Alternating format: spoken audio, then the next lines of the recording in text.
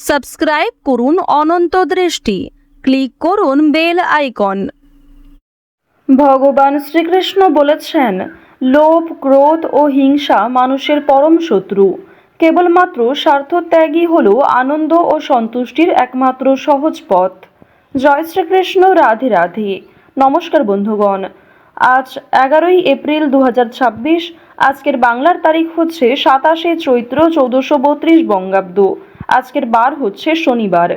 জেনে নেব আজকের কন্যা রাশি এবং কন্যা লগ্নের জাতক জাতিকাদের জন্য দিনটা কেমনভাবে কাটতে চলেছে, কোন কোন বিষয়ে কন্যা রাশির মানুষেরা কতটা লাভবান হবেন এবং কোন কোন ক্ষেত্রে আপনাকে সাবধানতা অবলম্বন করে চলতে হবে।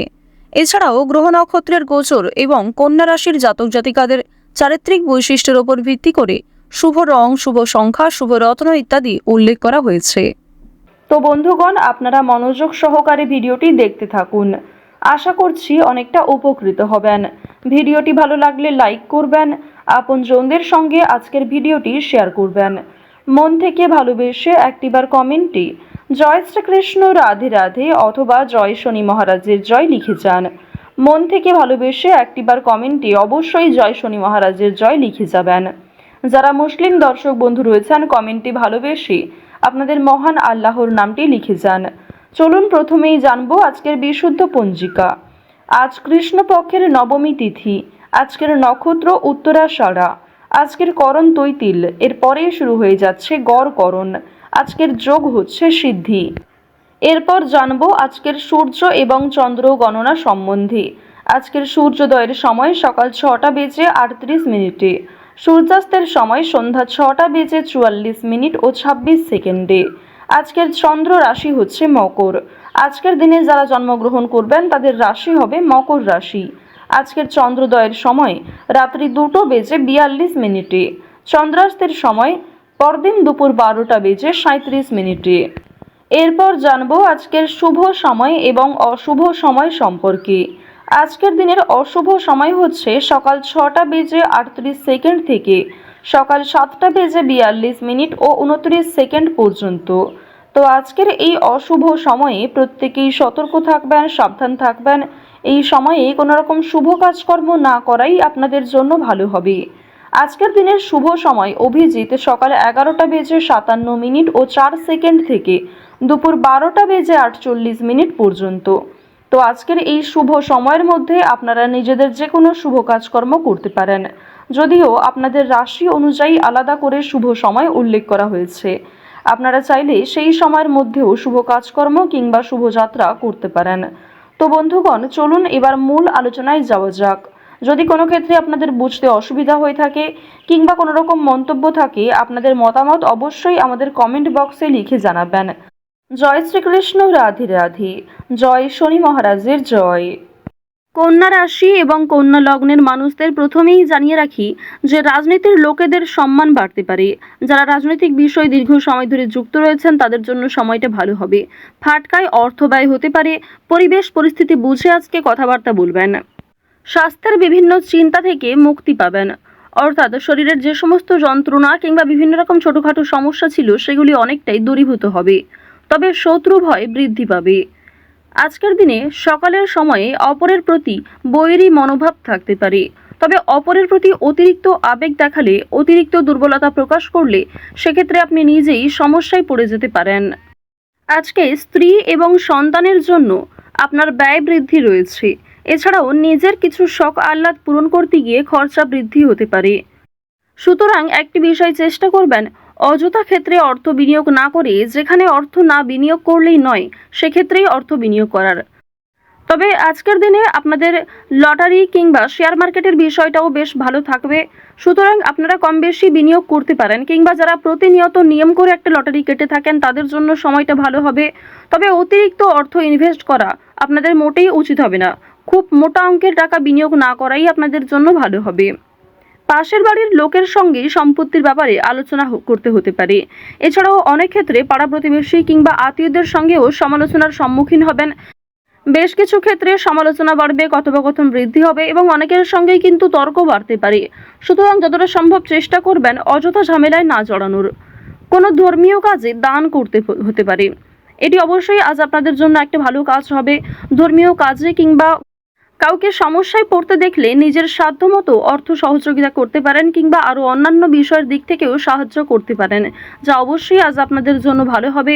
শনি মহারাজের একটা ভালো প্রভাব আজকে আপনারা পেতে পারবেন এর ফলে। সুতরাং নিজের ভালোর জন্য এবং শনি মহারাজের যাতে শুভ দৃষ্টি আপনার উপর বর্ষিত হয়, এর ফলে কিছু ভালো কাজকর্ম করার চেষ্টা করুন। দান ধ্যান করলে কিন্তু অবশ্যই পূর্ণ লাভ রয়েছে। অযথা কোনো অপমান কপালে জুটতে পারে। ব্যবসায় কর্মচারীদের সঙ্গে বিবাদ কম বেশি থাকতে পারে। প্রেমের জন্য ব্যাকুলতা বাড়তে পারে।